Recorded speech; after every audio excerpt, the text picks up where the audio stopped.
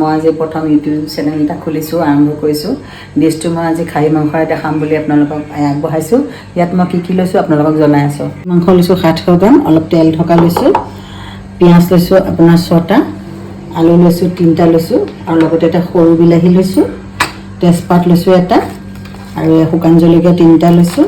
সোৱাদ অনুযায়ী আপোনালোকে যিমান ভাল পায়, লং, ইলাচি আৰু দালচেনি, নিমখ সোৱাদ অনুযায়ী, জিৰা গুড়ি পৰিমাণ অনুযায়ী, আৰু এয়া ধনিয়া গুড়ি আৰু নহৰু 2টা, আৰু অকণমান আদা। মই কিমান ধনিয়া আৰু জিৰা, হালধি, জলকীয়া গুড়ি দিম আপোনালোকক ৰেচিপিটো বনাওঁতে দেখাই আছোঁ। 2টা পিঁয়াজ দি মাংসখিনি অলপ সময়ৰ কাৰণে সানি থ'ম। তাতে অলপ জিৰা দিলোঁ আপোনাৰ আধা চামুচ, ধনিয়া গুড়ি দিলোঁ এচামুচ, অকণমান ধনিয়াটো বেছিকৈ দিব, ধনিয়া গুড়িটো দিলে টেষ্টটো বেছিকৈ আহে। তাৰপিছত হালধি দিলোঁ, এয়া জোখমতে দিব হালধি। নিমখটো আপোনালোকে জোখমতে দিব, নিমখ মই জোখমতে দিছোঁ, এয়া নিমখ দিছোঁ।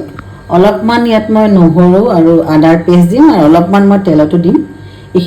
এইখিনি মই গোটেইখিনি আপোনাৰ 10 মিনিটৰ কাৰণে মেৰিনেট কৰি ৰাখি দিম।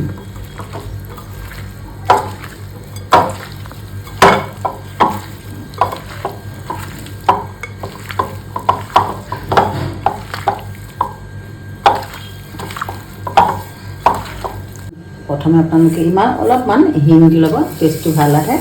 তাৰপিছত দিব তেজপাত দিব, ইয়াতে শুকান জলকীয়া 3টা দি দিব।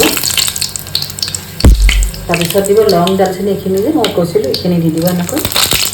তাৰপিছত মই অলপমান পিঁয়াজ ইয়াতে 4টা পিঁয়াজ মই পেষ্ট কৰি ৰাখিছিলোঁ, এই পিঁয়াজখিনিতে মই ইয়াত ঢালি দিম।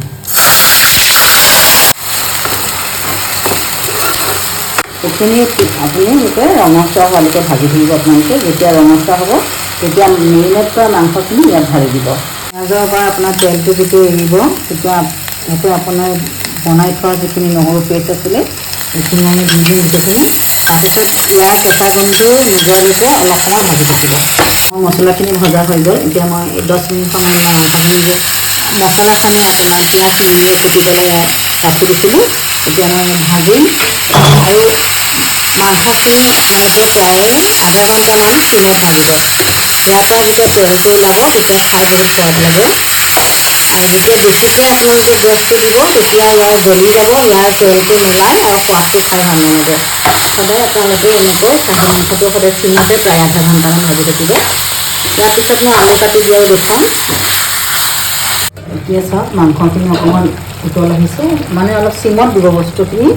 আৰু মই ইয়াত 3টা আলু দিছোঁ, আপোনালোকে যদি কম খায় কম আলুও দিব পাৰে। মই আলু খাই ভাল পাওঁ কাৰণে অকণমান আলুটো বেছিকৈ দিছোঁ। আৰু ইয়াত সৰু চাইজৰ এটা বিলাহী কাটি দিছোঁ। আৰু এইখিনি মই লৰাই পেলাই প্ৰায় 10 মিনিটৰ পিছত মই আকৌ আহি পেলাই বস্তুখিনি লৰাম। মই এতিয়া আকৌ চিমত দি থৈ যাম এইখিনি। আৰু ইয়াত অকণমান মই ৰংটো আহিবৰ কাৰণে অকণমান জলকীয়া গুড়ি এড কৰি দিম। ইয়াত জোখ অনুযায়ী মই অকণমান জ্বলাটো বেছি খাওঁ কাৰণে মই অকণমান জলকীয়া গুড়ি বেছিকৈ দিছোঁ। আপোনালোকে যদি কম খায় কমো দিব পাৰে। যোনে যেনেকৈ খাব বিচাৰে তেনেকৈ জ্বলাটো নিজৰ সোৱাদ অনুযায়ী লৈ ল'ব। এতিয়া মই এইখিনি লৰাই পেলাই প্ৰায় 10 মিনিট সময় আকৌ চিমত থৈ দিম। এয়া মোৰ বনোৱা হৈ গৈছে প্ৰায়, আৰু 45 মিনিটমান সময় এনেকৈ আপোনালোকে উতল আহিবলৈ দিব, আৰু লগতে পানীৰ জোখ অনুযায়ী দিব। মই আপোনালোকক খাই টেষ্ট কৰি জনাইছোঁ কেনেকুৱা হৈছে। একদম মজা আছে জোলটো।